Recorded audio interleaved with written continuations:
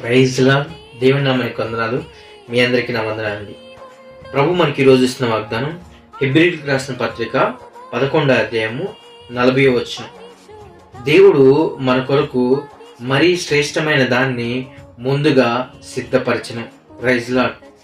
దేవాతి దేవుడు ఈరోజు మనల్ని ధైర్యపరుస్తున్న మాట ఏంటంటే, దేవుడు మన కోసం శ్రేష్టమైనది ఇచ్చాడంట. అంటే శ్రేష్టం లేనిది మన జీవితంలో ఇప్పుడు ఉందని మనం బాధపడుతున్నామేమో. శ్రమ అనే బాధ మన జీవితంలో శ్రేష్టమైనది లేక మనం బాధపడుతున్నామేమో, వేదన పడుతున్నామేమో, రోధిస్తున్నామేమో.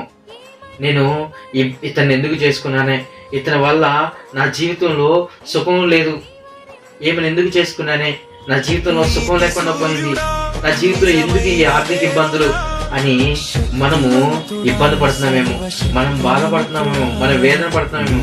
ఈరోజు దేవుడు మనల్ని ధైర్యపరచడానికి ఒక మాట అంటాడు. ఏంటో తెలుసా? నీకు ఏదైతే ఇచ్చాడో దాన్ని శ్రేష్టమైనదిగా చేసి నిన్ను సిద్ధపరచాలనుకుంటున్నాడు. నువ్వు నమ్మినట్లయితే ముందుగా సిద్ధపరచబడి ఉన్న దాన్ని నువ్వు పొందుకోవడానికి సిద్ధంగా ఉన్నట్లయితే దేవుడు ఖచ్చితంగా నీ జీవితంలో దాన్ని ఇచ్చును గాక. అతి కృప దేవుడు మనందరికీ దయచేయును గాక. ఆమేన్.